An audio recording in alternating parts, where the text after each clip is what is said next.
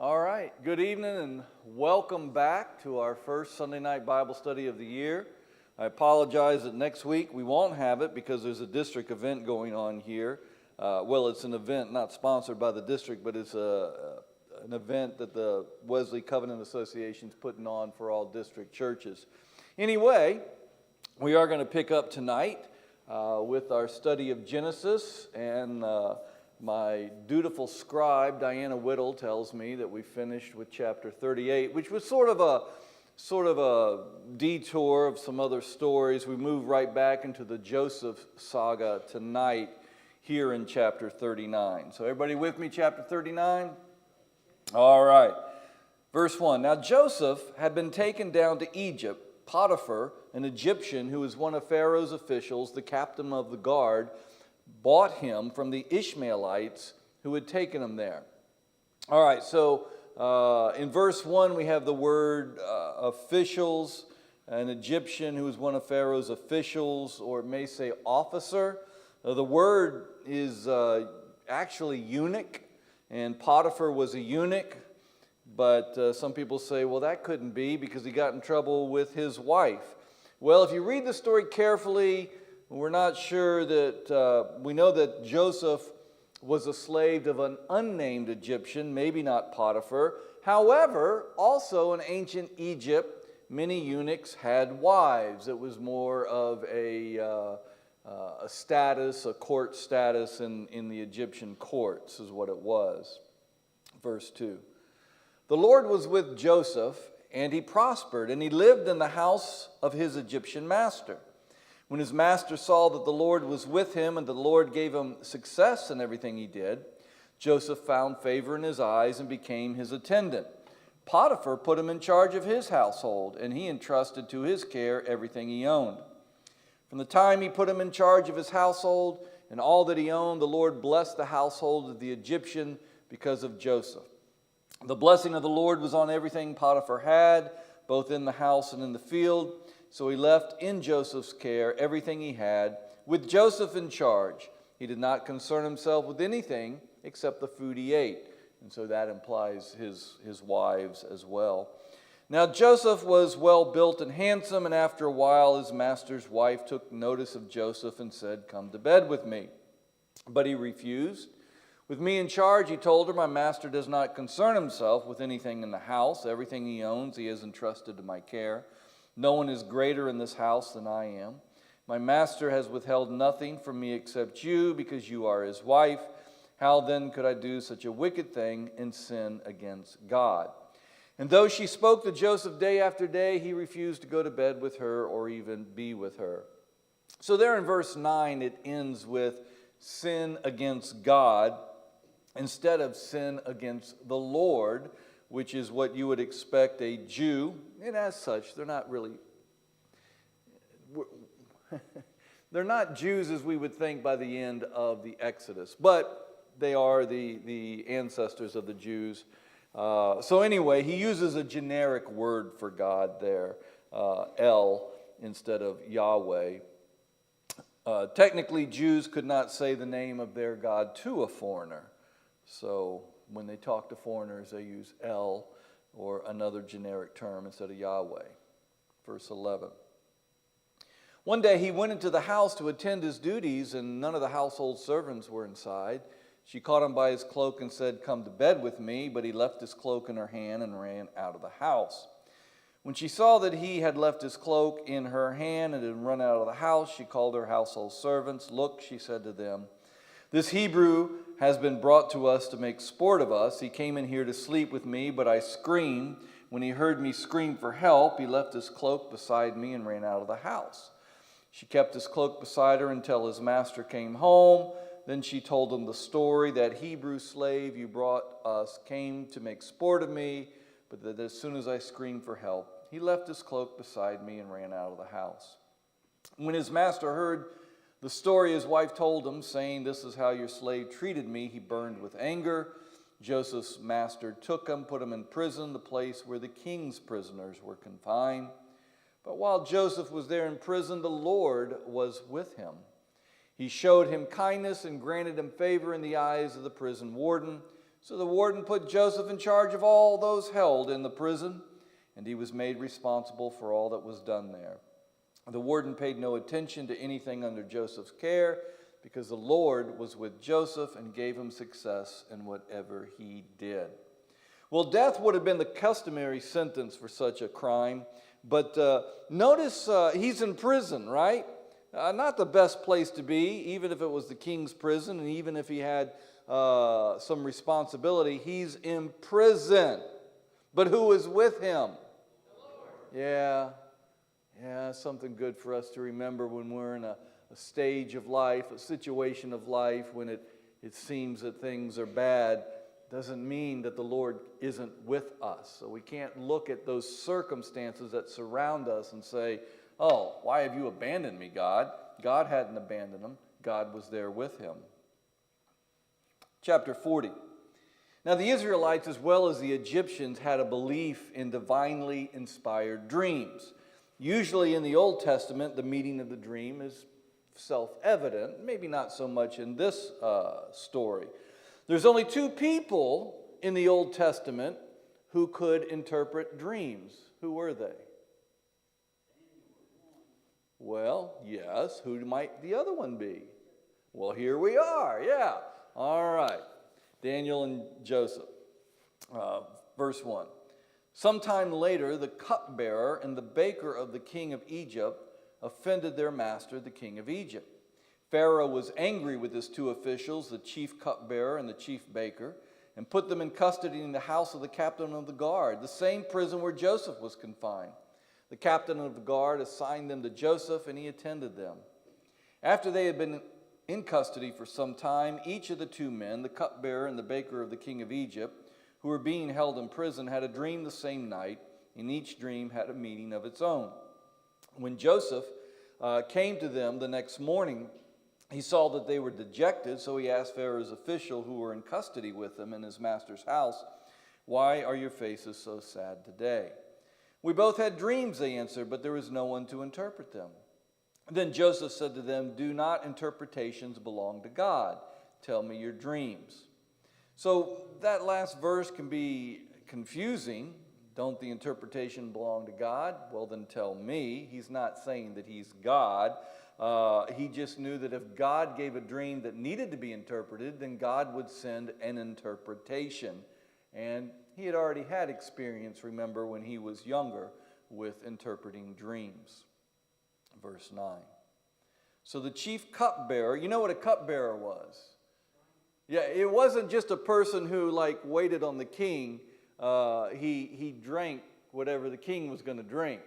So, this is somebody you trusted because he probably wasn't going to drink something that was poison, And the baker, also very highly respected job. Not just that you had to be a good chef, you had to be trusted that you weren't going to poison the Pharaoh.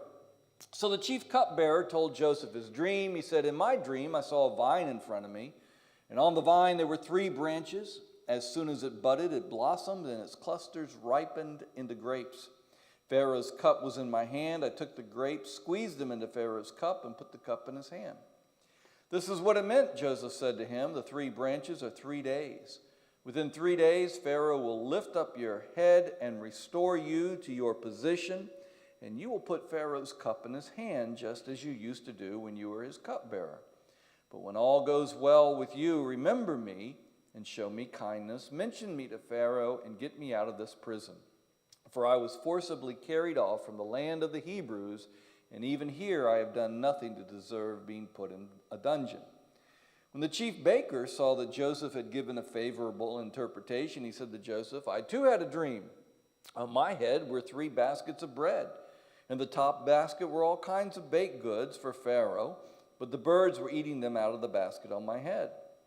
"This is what it means," Joseph said. "The 3 baskets are 3 days. Within 3 days, Pharaoh will lift off your head and hang you on a tree, and the birds will eat away your flesh." Now the 3rd day was Pharaoh's birthday, and he gave a feast for all his officials. He lifted up the heads of the chief cupbearer and the chief baker in the presence of his officials. He restored the chief cupbearer to his position, so that he once again put the cup into Pharaoh's hand. But he hanged the chief baker, just as Joseph had said to them in his interpretation. The chief cupbearer, however, did not remember Joseph. He forgot him. So we're going to see a change in Joseph's character, and we are seeing a change in Joseph's character, but he's in prison. Things are rotten, things aren't going well. And I think when you're in rotten situations, it has the power to change your character. It just depends upon your relationship with God, which way that change comes about. That change can, everything's doom and gloom, as we're going to see with Joseph's dad, or you just persevere. All right, chapter 41. Remember when we first started reading Genesis, I talked about how there were different sources for these stories in the Bible. That is, there's 4 different eras, and some come from the northern tribe, some come from the southern tribe.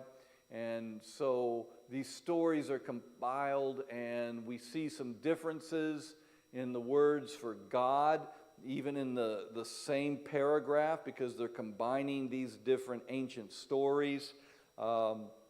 It would be like if we took the 4 Gospels and just made them one, and combined them all and made them one. Because the Gospels tell the same story, but they have a different emphasis depending upon who the intended audience was. And it's the same way with these sources that we have. The northern tribes had a different audience than the southern tribes had. In 1000 BC, there was a different emphasis than in 500 BC.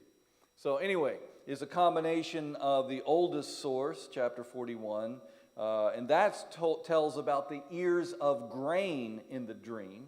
And then the younger source, the E source, tells about the fat and skinny cows. Well, the older source spoke to a population that raised grain. And the younger source spoke to a population that raised livestock. And so there was a different, so it's really the retelling of the same story, just to a different audience. Verse 1.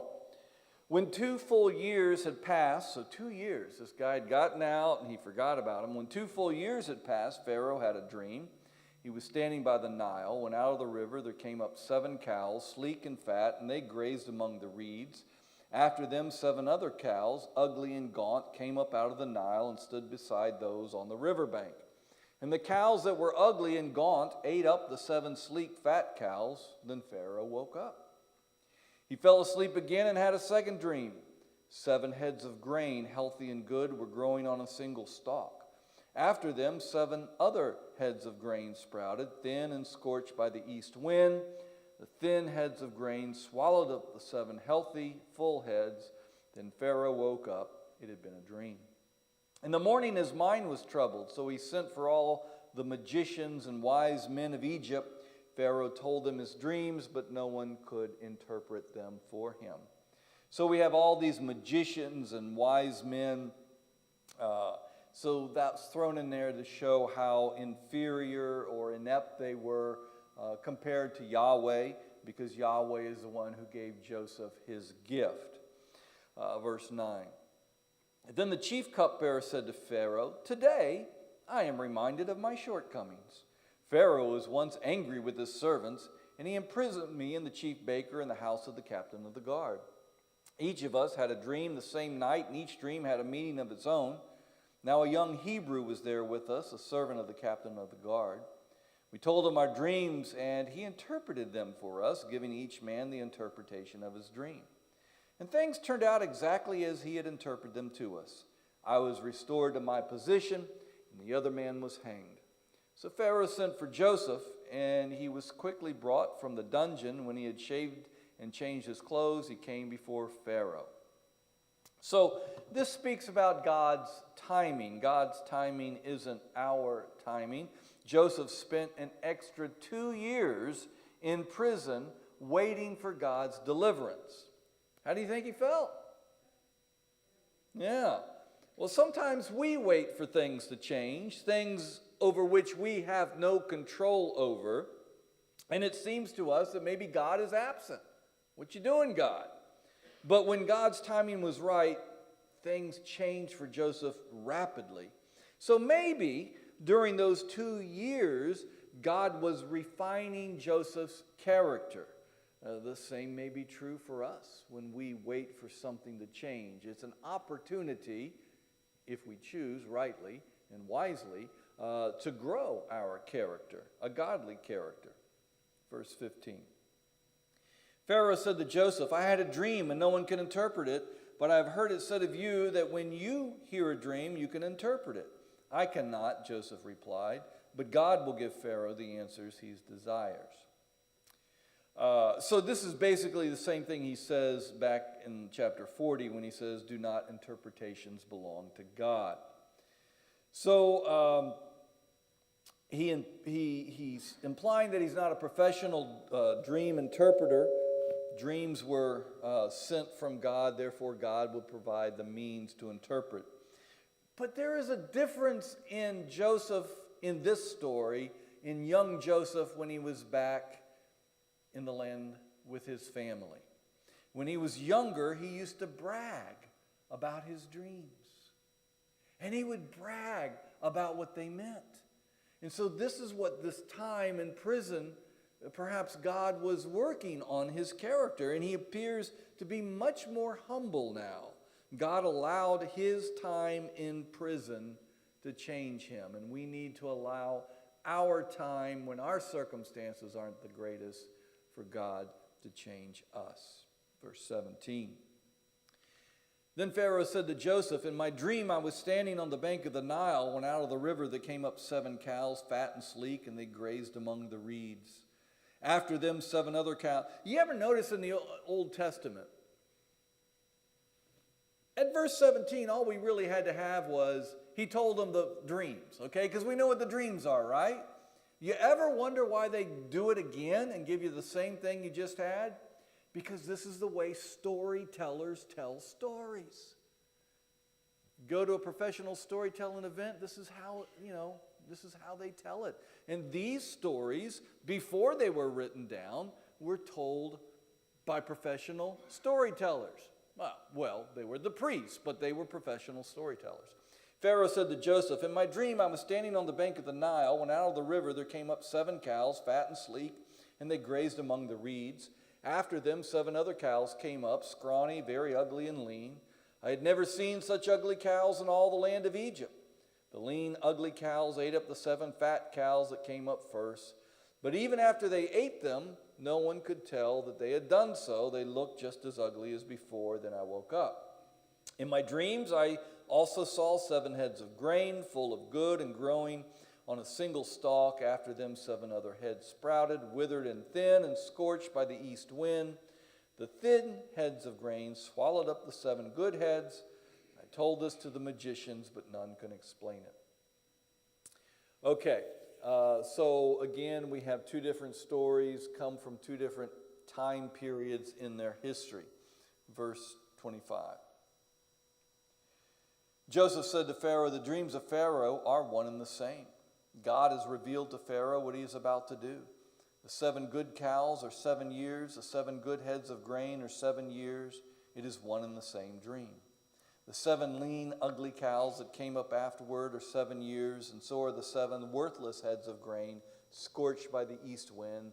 They are 7 years of famine. It's just as I said to Pharaoh. God has shown Pharaoh what he is about to do. 7 years of great abundance are coming throughout the land of Egypt, but 7 years of famine will follow them. Then all the abundance in Egypt will be forgotten, and the famine will ravage the land. The abundance in the land will not be remembered, because the famine that follows will be so severe. The reason the dream was given to Pharaoh in 2 forms is that the matter has been firmly decided by God, and God will do it soon. And now let Pharaoh look for a discerning and wise man and put him in charge of the land of Egypt. Let Pharaoh appoint commissioners over the land to take 1/5 of the harvest of Egypt during the 7 years of abundance. They should collect all the food of the good years that are coming and store the grain under the authority of Pharaoh to be kept in the cities for food. This food should be held in reserve for the country to be used during the 7 years of famine that will come upon Egypt, so that the country may not be ruined by the famine. The plan seemed good to Pharaoh and to all his officials, so Pharaoh asked them, "Can we find anyone like this man, one in whom is the Spirit of God?" Now here is something really interesting. The word used in verse 38 for God is Elohim, which was sort of it was one of those generic words for God. It wasn't Yahweh. So he's not necessarily recognizing the God of the Jews, but he's recognizing a higher power. But he does say the Spirit of God. Strange, is it not, that one of the first times that the Holy Spirit is mentioned in the Bible is mentioned by an Egyptian pharaoh. Imagine that. Strange stuff we got. Verse 39. Then Pharaoh said to Joseph, "Since God has made all this known to you, there is no one so discerning and wise as you. You shall be in charge of my palace, and all my people are to submit to your orders. Only with respect to the throne will I be greater than you." So Pharaoh said to Joseph, "I hereby put you in charge of the whole land of Egypt." All right, so these events probably didn't happen instantaneously like that, but that's how they're told in the story. But Joseph he's put in charge not just of Pharaoh's household, but of his entire administration. And it really was not unusual for slaves to be put in charge of large areas. In ancient times, when somebody with particular skills was taken into slavery, they actually became a part of that society. And as we will see as we continue reading, Joseph will become fairly assimilated into the Egyptian culture. He even becomes an Egyptian priest. Don't get all upset. We don't really have a Jewish people yet. We don't even have 10 Commandments yet. We don't have any of that yet. We're still 400 years away. So these aren't like, he had all these biblical laws to adhere by. There's no Bible, okay? There is none. Just an awareness that there is this one creator God called Yahweh. All right, verse 42. Then Pharaoh took his signet ring from his finger and put it on Joseph's finger. He dressed him in robes of fine linen, put a gold chain around his neck. He had him ride in a chariot as second in command, and men shouted before him, "Make way." Thus he put him in charge of the whole land of Egypt. Then Pharaoh said to Joseph, "I am Pharaoh, but without your word no one will lift a hand or foot in all of Egypt." Pharaoh gave Joseph the name Zaphenath-Paneah and gave him Asenath, daughter of Potiphar, priest of On, to be his wife, and Joseph went throughout the land of Egypt.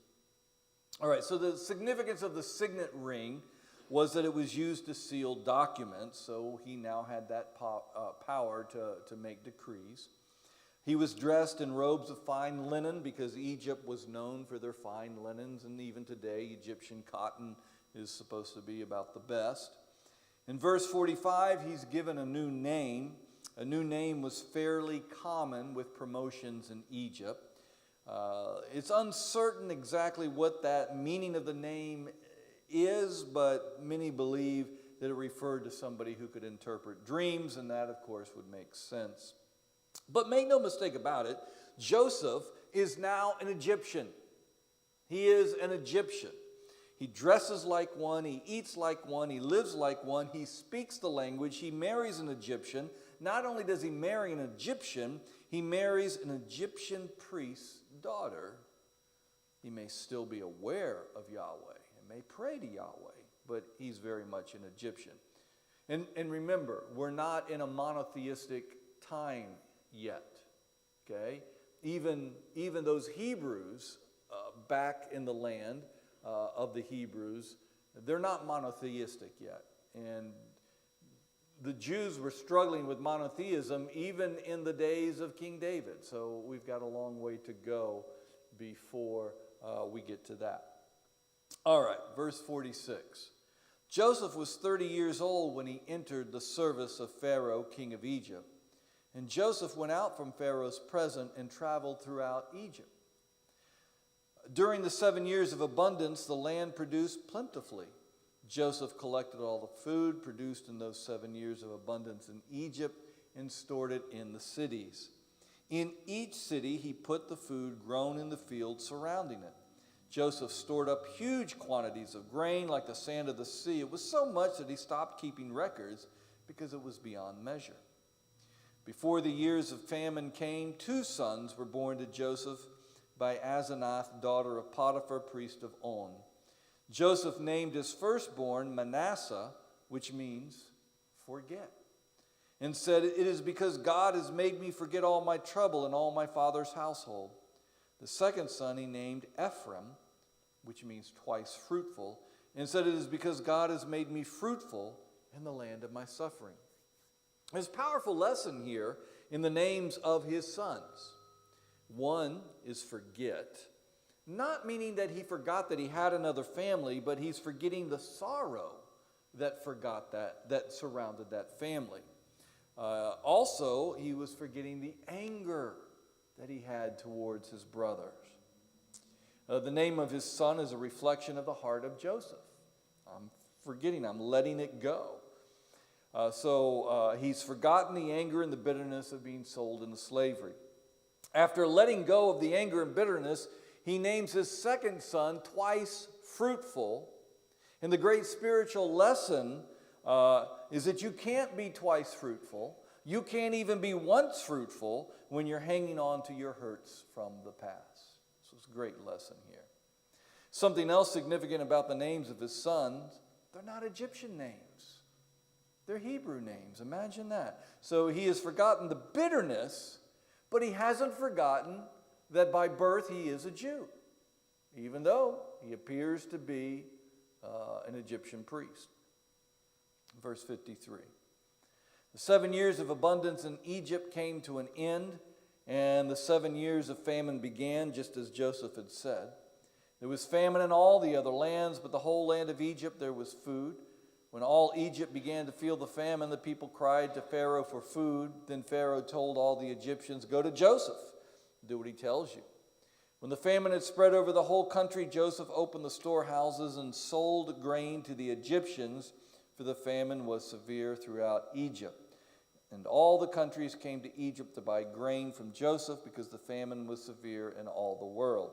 So it was severe in all the world, implying where else? Where his siblings were, where his family was. So the theological question we might want to ask, was it God's plan for Joseph to be sold into slavery so that when the Jews needed grain, they could buy it from the Egyptians? Was it God's plan and desire for Joseph's father to be heartbroken because his young son was sold into slavery? Well, he believed he was killed.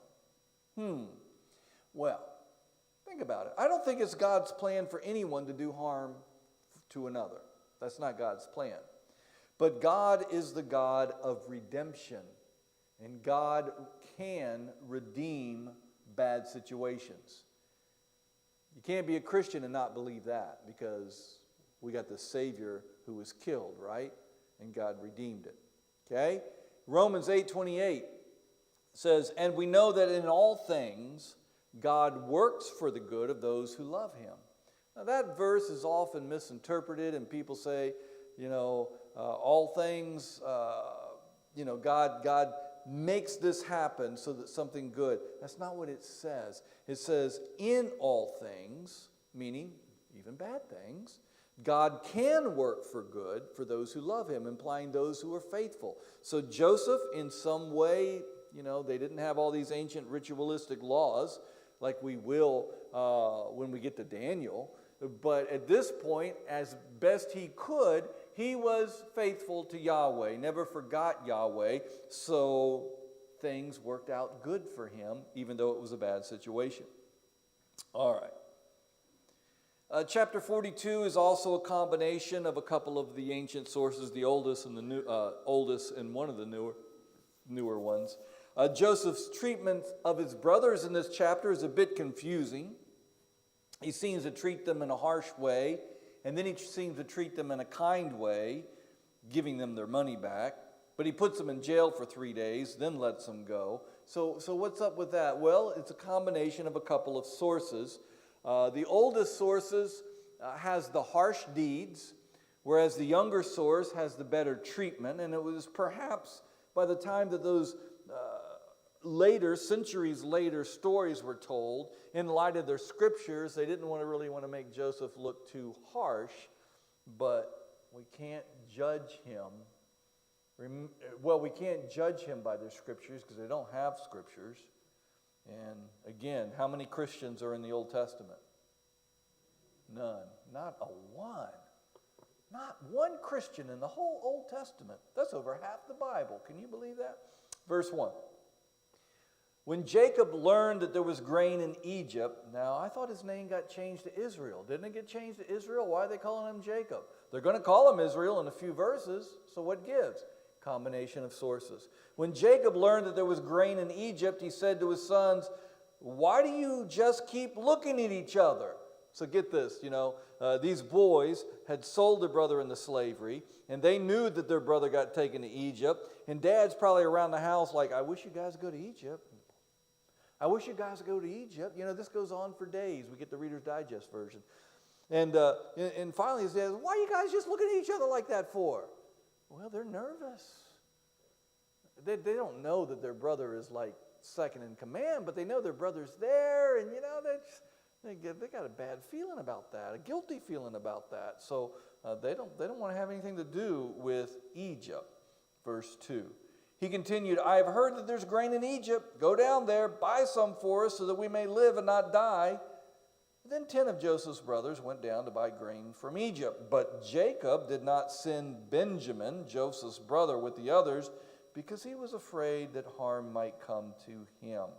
You think Daddy doesn't really trust those boys as much as he once did? He entrusted a young boy with those 10 others, and something happened to him, and now he's got this little baby. Well, he's not a baby anymore, but he's got the baby of the family, and he just doesn't trust him. Verse 5, so Israel's son, wait a minute, I thought we were talking about Jacob. Now we got Israel. Well, different sources. Same guy, just different sources. So Israel's sons were among those who went to buy grain, for the famine was in the land of Canaan also. Now Joseph was the governor of the land, the one who sold grain to all its people. So when Joseph's brothers arrived, they bowed down to him with their faces on the ground. As soon as Joseph saw his brothers, he recognized them, but he pretended to be a stranger and spoke harshly to them. Where do you come from, he asked. From the land of Canaan, they replied, to buy food. Why didn't they recognize their brother? Because he's dressed like an Egyptian priest, and he's speaking through an interpreter. He's not even speaking their language. He's speaking Egyptian, okay? So they got no clue this is their brother. Although Joseph recognized his brothers, they didn't recognize him. Then he remembered his dreams about them and said to them, you're spies. You've come to see where our land is unprotected. No, my lord, they answered. Your servants have come to buy food. We are all the sons of one man. Your servants are honest men, not spies. No, he said to them, you've come to see where our land is unprotected. But they replied, your servants were 12 brothers, the son of one man who lives in the land of Canaan. The youngest is now with our father, and one is no more. Joseph said to them, it's just as I told you, you're spies, and this is how you will be tested. As surely as Pharaoh lives, you will not leave this place unless your youngest brother comes here. All right, verse 15, he says, as surely as Pharaoh lives. He's basically saying as sure as the God of our land lives, because Pharaoh, he's swearing by the God of their land, which is Pharaoh. So again, don't judge him with the rule of Jewish scriptures. There are no Jewish scriptures. He knows about God, Yahweh. He's aware of Yahweh, but he's pretty much an Egyptian. Verse 16. Send one of your number to get your brother. The rest of you will be kept in prison, so that your words may be tested to see if you are telling the truth. If you are not, then surely as Pharaoh lives, you are spies. And he put them all in custody for 3 days. On the third day, Joseph said, do this and you will live, for I fear God. But he doesn't say Yahweh. If you are honest men, let one of your brothers stay here in prison. So this story sort of changes. They were all going to be there. Now just one's going to stay there. Different sources. While the rest of you go and take grain back for your starving households. But you must bring your youngest brother to me so that your words may be verified and that you may not die. This they proceeded to do. All right. So again, the blending of sources. So the story kind of contradicts itself. And then also note that he uses the word God. It was a generic term. His brothers would not have recognized anything afoot there. Verse 21. They said to one another, surely we are being punished because of our brother. We saw how distressed he was when he pleaded with us for his life, but we would not listen. That's why this distress has come upon us. Reuben replied, didn't I tell you not to sin against the boy? But you wouldn't listen. Now we must give an accounting for his blood. They did not realize that Joseph could understand them since he was using an interpreter. He turned away from them and began to weep, but then turned back and spoke to them again. He had Simeon taken from them and bound before their eyes. Joseph gave orders to fill their bags with grain, to put in each man's silver back in his sack, and to give them provisions for their journey. After this was done, they loaded their grain on their donkeys and left. At the place where they stopped for the night, one of them opened his sack to get feed for his donkey, and he saw his silver in the mouth of his sack.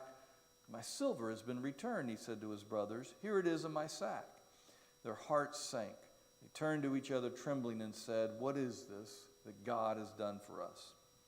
So they're terrified. They have been accused of being spies. Now it looks like they're going to be accused of being thieves as well. Verse 29. When they came to their father Jacob, he's back to Jacob now, in the land of Canaan, they told him all that had happened. And they said, the man is Lord over all the land, spoke harshly to us, and treated us as though we were spying on the land. But we said to him, we are honest men, we are not spies. We're 12 brothers, son of one father. One is no more, and the youngest is now with our father in Canaan. Then the man who is Lord over all the land said to us, this is how I know whether you are honest men. Leave one of your brothers here with me, take food for your starving household and go, but bring your youngest brother to me so that I will know you are not spies but honest men. Then I will give your brother back to you and you can trade in the land. As they were emptying their sacks, there in each man's sack was his pouch of silver. When they and their father saw the money pouches, they were frightened. Their father Jacob said to them, you have deprived me of my children. Joseph is no more, Simeon is no more, and now you want to take Benjamin. Everything is against me. Well, for chapters and chapters and chapters, old Jacob was a conniving con man. And it's all come back on him now. Everything is against me. Now, the faith of Abraham, the faith of Joseph stands in stark contrast with the heart of Jacob. But there's a story within a story here, in that not only is Jacob now named Israel, okay, remember Jacob's name was changed to Israel, he really represents Israel. Because in the days of Jesus, this is who Israel was. Everybody's against me. Everybody's against me. Everybody's against my nation. And Jesus tried to teach them it's really not about your nation. It's not about your nation at all. Maybe some other cultures could learn something from that. Anyway. So the Jewish people would eventually struggle with their faith and simply cry out, everything is against me. And I hope the saying does not hold true to Christians, but sometimes it does. Sometimes it does. We look at what's going on in our country and go, everything's against us. Everything isn't against us. I don't know about you, but I am a co-heir with Jesus Christ. Everything isn't against me. It's not. Now, there might be some bad things happen. Evil exists in the world. But Jesus overcame the world, and so can we. Verse 37. Then Reuben said to his father, you may put both of my sons to death if I don't bring them back to you. Entrust him to my care, and I will bring him back. But Jacob said, my son will not go down there with you. His brother is dead. He's the only one left. He's the only one left. Man, just think how that sounded to the other brothers. I got to tell you, favoritism amongst those children, that's a bad dysfunction. He's the only child I have left. But Jacob said, my son will not go down there with you. His brother is dead. He's the only one left. If harm comes to him on the journey you are taking, you will bring my gray head down to the grave in sorrow. Apparently, Jacob, or Israel, doesn't think too much of his son Simeon. And when we read this chapter that we just finished in light of the following chapters, it seems strange because in chapter 43, we read that the famine continued, so the brothers were sent back down, but didn't they have a brother left behind? Well, we just kind of brushed that over. So one source has a brother left behind for the return of Benjamin. The other source has them all coming back a second time, and they just try to blend the stories together. Verse 1. Now the famine was still severe in the land, so when they had eaten all the grain they had brought back from Egypt, their father said to them, go back and buy us a little more food. But Judah said to him, the man warned us solemnly, you will not see my face again unless your brother is with you. If you will send our brother along with us, we will go down to buy food for you. But if you will not send him, we will not go down, because the man said to us, you will not see my face again unless your brother is with you. Israel asked, why did you bring this trouble on me by telling the man you had another brother? They replied, the man questioned us closely about ourselves and our family. Is your father still living? He asked us. Do you have another brother? We simply answered his questions. How are we to know? He would say, bring your brother down here. Then Judah said to Israel, his father, send the boy along with me, and we will go at once, so that we and you and our children may live and not die. I myself will guarantee his safety. You can hold me personally responsible for him. If I do not bring him back to you and set him here before you, I will bear the blame before you all my life. As it is, if we had not delayed, we could have gone and returned twice. So we're just gaining sort of an idea into the troubled life and mind of Jacob/Israel. Why did you bring this trouble against me? He's grown bitter against his own family. And this is what a life that he lived has produced. I suppose had he known the truth, his bitterness would have probably seemed more reasonable. But he didn't know the truth. He had just grown into a bitter old man. And that's the sad fate of someone who lived his life tricking and deceiving other people. He now was deceived by his own children. Verse 11. Then their father Israel, no longer Jacob, said to them, if it must be, do this. Put some of the best products of the land in your bags. Take them down to the man as a gift, a little balm, a little honey, some spices and myrrh, some pistachio nuts and almonds. Take double the amount of silver with you, for you must return the silver that was put back in the mouths of your sacks. Perhaps it was a mistake. Take your brother also and go back to the man at once, and may God Almighty grant you mercy before the man, so that he will let your brother and Benjamin come back with you. As for me, I am bereaved, I am bereaved. All right, so we have more words for God. It was El Elyon, and now it's El Shaddai. El Elyon was just a generic term to God, and now it's God Almighty. So, verse 15, so the men took the gifts and double the amount of silver, and Benjamin too. They hurried down to Egypt and presented themselves to Joseph. So they take double the money, that's 20 units of silver, the same amount that Joseph was sold into slavery for. Verse 16.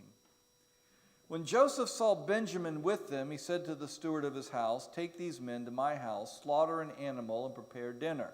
They are to eat with me at noon. The man did as Joseph told him and took them into Joseph's house. Now the men were frightened when they were taken to his house. They thought, we were brought here because of the silver that was put back into our sacks the first time. He wants to attack us and overpower us and seize us as slaves and take our donkeys. So they went up to Joseph's steward and spoke to him at the entrance of the house. Please, sir, they said, we came down here the first time to buy food, but at the place where we stopped for the night, we opened our sacks, and each of us found the silver, the exact weight, in the mouth of his sack. So we brought it back with us We have also brought additional silver with us to buy food. We don't know who put our silver in our sacks."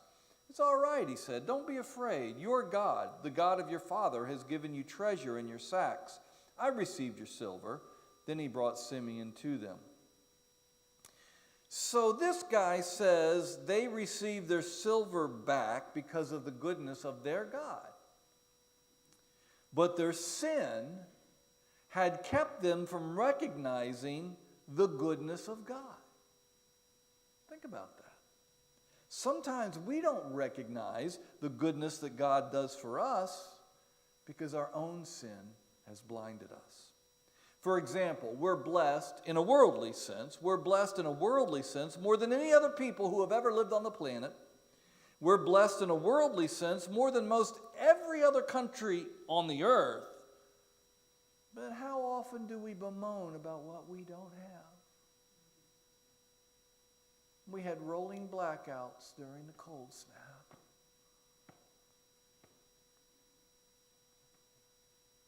You didn't freeze. Actually, my furnace wasn't working that morning. I almost did freeze. But anyway, but we bemoan. But we didn't because we had little electric space heaters. So our plight wasn't bad at all. But we don't recognize our blessings, whether worldly or from God, because we're human and we sin and we're selfish. You know, often I have worshiped in other countries. I don't know, 40 times, 45 times I've been to other countries. And I've worshiped with people who had literally next to nothing. Literally. And when they worship God. And they are so thankful for what they have. And they're not there at church saying, "Oh God, I hope our economy improves. I'm praying for our economy, Lord. It's got to improve." It wouldn't do them any good if their economy did improve. So, let's thank God for what God has given us. Verse 24, "The steward took the men into Joseph's house, gave them water to wash their feet, provided fodder for their donkeys. They prepared the gifts for Joseph's arrival at noon because they had heard that they were to eat there. When Joseph came home, they presented to him gifts they had brought into the house, and they bowed down before him to the ground. He asked them how they were, and then he said, 'How is your aged father you told me about? Is he still living?' They replied, 'Your servant, our father, is still alive and well,' and they bowed down to pay him honor. As he looked about and saw his brother Benjamin and his own mother's son, he asked, 'Is this your youngest brother, the one you told me about?' And he said, 'God be gracious to you, my son.' Deeply moved at the sight of his brother, this is the only full brother he had, by the way, Joseph hurried out and looked for a place to weep. He went into his private room and wept there. After he had washed his face, he came out, controlling himself, said, 'Serve the food.' They served him by himself, and the brothers by themselves, and the Egyptians who ate with them by themselves, because Egyptians could not eat with Hebrews, for that is detestable to Egyptians. The men had been, so notice Joseph doesn't eat with them.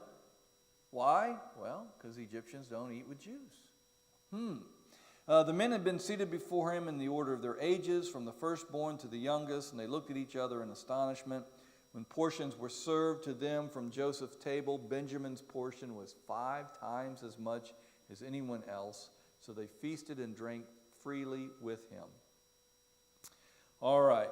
And the Egyptians were, all Middle Eastern people were very hospitable. And this is what we have, but they did have their culture norms where they couldn't eat with the foreigner, although they could give them a lot of food. So, something about this story, how it's unfolded and how it will unfold over the next 400 years, is God brings this family of Jacob to Egypt, where they're going to end up living for 400 years. Because of the Egyptians' refusal to intermarry with them, the Jewish people remained Jewish, not assimilating with the local people. And that's what was happening in the land of Canaan. Remember, their dads didn't want them, their mamas didn't want them intermarrying with the local people, not because They were of a different ethnic origin because they were pretty closely related, but because they worshiped other gods.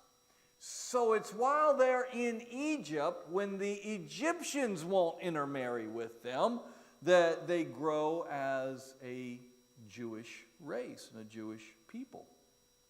So God brings them to a place where they can grow in number before they return to the promised land. Why did Joseph want to bring Benjamin back in the first place? Why did Joseph give Benjamin, the youngest, 5 times the amount of others? Maybe Joseph was testing his brothers to see if their hearts had changed. Would they take care of the younger brother? Would they get jealous when he received portions that were greater? Well, as we read on, it appears they probably passed the test. All right. We will leave there for tonight. Any questions? Yes, Skip. Do you think that the Pharaoh of Moses ever heard stories of Zephaneah? The question is, for the people online, did the Pharaoh of Moses ever hear these stories? Probably, because they would have been concerned with how these Jewish people got there, Hebrew people got there in the first place. Yeah. I mean, really, when you can think of any country when you have, well, let's not get into a discussion about immigration. We won't get out of here on time. Others. All right, well, let's close with a prayer, shall we? Lord, we thank you for your faithfulness to us. And Lord, help us in light of these ancient stories. Help us to know that you're always present with us. And that if we would just look to you and allow you to shape us, allow you to shape our character and who we are, you can redeem all situations. And so thank you for these stories, Lord. And now we pray that you would remain with us, that we would remain to feel your presence with us as we travel our separate ways. Amen. Thanks for coming and thanks for watching.